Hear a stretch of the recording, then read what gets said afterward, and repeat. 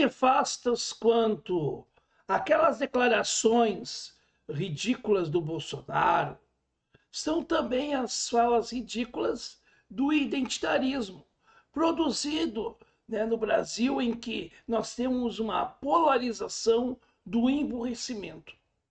Uma polarização que, de um lado, não vê nada de errado. Tudo é liberado, nada, não existe racismo, não existe preconceito nenhum. Do outro, tudo é racismo, tudo é preconceito, tudo é misoginia. Ora, nós precisamos ter um meio termo ou um bom senso para identificar o que é de fato racismo, do que é de fato misoginia e qualquer outra forma, né, vamos dizer assim, de preconceito. Mas é preciso ter bom senso. E cada vez mais é uma coisa que a gente está vendo menos, tanto no bolsonarismo como no lulismo. E esse é o X da questão.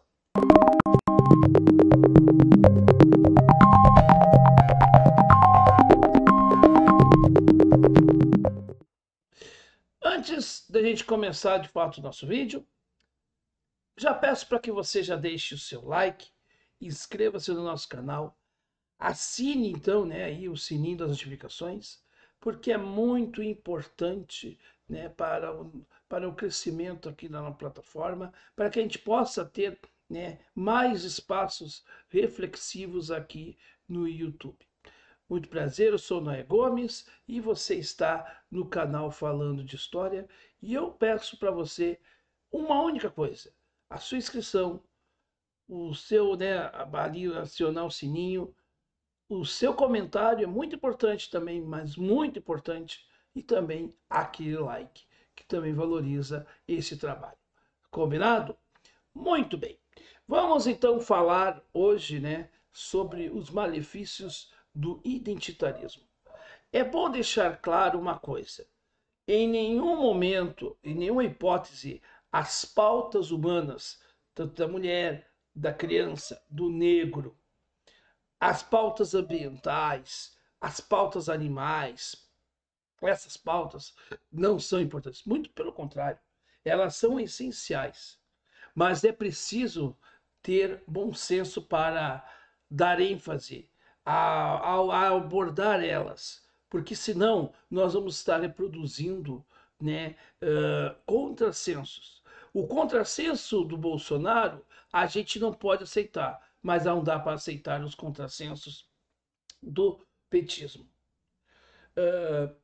É bem interessante, eu estava ontem vendo uma live lá do Ricardo Feltrin, e ele falou, trouxe um dado muito interessante. Eu confesso que eu não tenho assistido muita televisão, mas quando tu vai ver televisão hoje, vai ver uma novela da Globo, é impressionante o número de atores negros que aparecem ali. É muito interessante. Uma coisa que era difícil tu ter atores negros, né? Era bem menos, né? E a gente tem, inclusive, uma história de racismo, né, presente na nossa televisão, né? Bom, já tivemos, inclusive, o grande ator Sérgio Cardoso interpretando um negro, né? Ele que era branco, né? Isso causou um rebuliço na época. Uma novela chamada A Cabana do Pai Tomás, lá na Globo, acho que na década de 60, algo nesse sentido. Né? Então, tivemos poucos atores negros, né, ao longo da história da teledramaturgia brasileira. Muito bem, beleza, temos que reparar isso, muito bem. Hoje a Globo está repleta de atores negros. E daí? Isso acabou com o racismo? Não, não acabou com o racismo. Isso continua o racismo. Continua quem manda, né, na Globo, por exemplo, né? Existem diretores negros na Globo?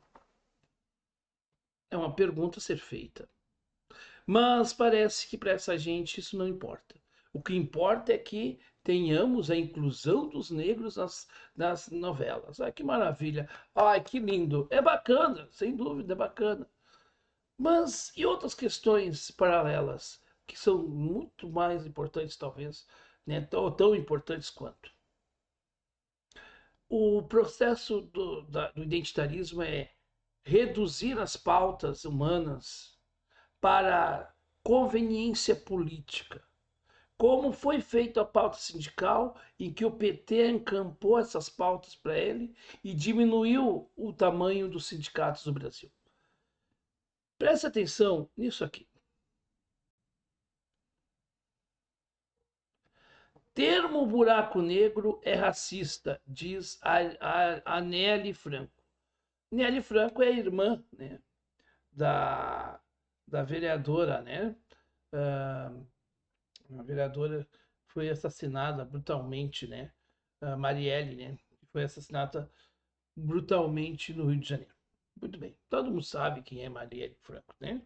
Vamos aqui contar a história. Essa história não, né? A gente já sabe. O que a gente fica assim, fica apavorado é a Aniele Franco fazer esse tipo de declaração. É uma declaração tão ridícula quanto aquelas bobagens ditas pelo Bolsonaro lá atrás. É tão ridículo quanto. Agora dizer que o termo buraco negro é racista. Racista nada. A senhora se preocupa com o termo buraco negro e não se preocupa com a falta de inclusão dos negros no mercado de trabalho. A senhora não se preocupa, por exemplo, né, com outros temas tão importantes quanto e que tem a ver com a questão negra no Brasil, que é exatamente uma educação pública de qualidade para os negros. Também não a senhora se preocupa com o termo buraco negro. E aí nós estamos ali, né, vendo nesse governo Lula, essa ala identitária, né, esse Ministério da Defesa das Mulheres, que não faz nada a não ser, né, a falar bobagens. Outro dia aí foram lá as assediadas de Taubaté tirar foto com a primeira dama e com a ministra lá, né? Estão fazendo, no caso aí do Marcos Melli, né? Quer dizer, essas coisas você não se preocupa. Você se preocupa com as coisas ridículas. Parece meme, mas não é meme, é realidade. Isso é tão ridículo quanto quando o Bolsonaro falou que ele era imbrochável. A comparação da coisa ridícula é absurda. Isso sim é absurdo. Se fosse, no caso, se manifestar, por exemplo, dizer como é que pode a entidade israelita aceitar que o Bolsonaro falasse que o quilombola pesava em arrobas, né? E eles ficarem aqui em silêncio. Se fosse questionar isso, ok, tá dentro. Mas a questão não é esta. A questão é que esses questiúnculos, essas coisinhas pequenas, essas coisas que não têm sentido. Quer dizer, agora não pode se falar mais buraco negro. Uma época não podia falar que era preto, era negro, porque preto era cor de objeto e negro era gente. Agora, um tempo pra cá, porque as mulheres pretas, a gente já não sabe o que tu fala. Porque se preocupam muito, muda muito o termo. Uma hora pode, outra hora não pode. Uma hora é proibido, outra hora já não é. E não se preocupam, né? Se preocupam com nomes, com símbolos, com cores, mas não se preocupam com as coisas essenciais. E colocam, né, somente um aspecto da situação. Como se, por exemplo, só os negros favelados fossem vítimas da violência, como se não existissem brancos também que são favelados e vítimas da violência. Como se não existissem só mulheres negras que são violentadas, não. Mulheres brancas e pobres também são violentadas. E as que também têm dinheiro também são violentadas, porque a violência ela não está só no bangalô ou, né, no palácio. Ela está em todos os lugares. E aí, de vez de trazer as pessoas para essas pautas, para mobilizar as pessoas, porque a luta contra o racismo não pode ser só dos negros. Ela é uma luta nossa. Não é de A contra B. Ele deveria ser de todos, unindo todos contra uma coisa que desune as pessoas. Mas não se faz. E aí faz esse tipo de discurso ridículo, esse tipo de fala que é meme, que é piada. O que essa gente está fazendo lá? Eu pergunto, o que vocês estão fazendo lá? Nada. Nada a não ser bobagem o tempo todo. O tempo todo bobagem. Esta turma de lacradores que só sabem lacrar, que dizem que estão ao lado dos pobres, que defendem as minorias e usam das minorias para fazer politicagem. Isso é politicagem da mais absurda e da mais ridícula possível. E o X da questão disso tudo é o quê? É que talvez possa ser esse tipo de manchete uma cortina de fumaça para uma série de coisas erradas que estão acontecendo nesse governo. Como, por exemplo, a fumaça que vem da floresta amazônica e o Mandela brasileiro, e que vive viajando, tá nem aí, tá em silêncio, tampa os ouvidos, tampa os olhos. E o seu rebanho, quando nós questionamos isto, aí eles vêm dizendo não, porque agora não é hora para questionar, agora não é hora de criticar. O que é hora para quê, ô cara pálida? Quando é que é hora? Sempre é hora para questionar e refletir e analisar. E aqui a gente não passa pano para A ou B. Aqui a gente busca o bom senso.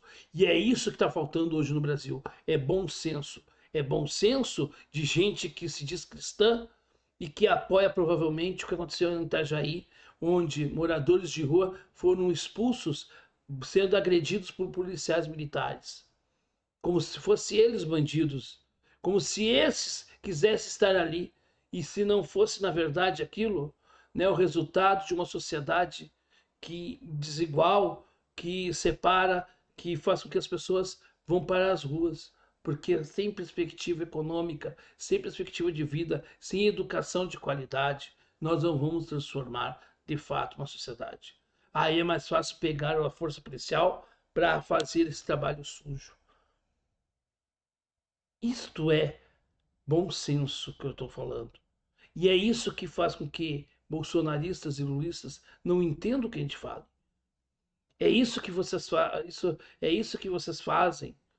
Vocês o tempo todo fazem micagens, o tempo todo fazem coisas absurdas que é para provocar, para causar e para silenciar. Porque enquanto a gente discute isto, a gente não está discutindo a nossa Amazônia pegando fogo. Enquanto isto, o teu presidente, senhora Anelli Franco, é aquele que sequer consegue pisar no território que está em tragédia natural, como foi o Rio Grande do Sul há algum tempo atrás, e eu duvido que o Mandela brasileiro vá lá estender solidariedade à comunidade de Petrópolis. Eu duvido. E se ele for, vai ser mais uma vez uma taxação de que ele considera alguns mais brasileiros que outros.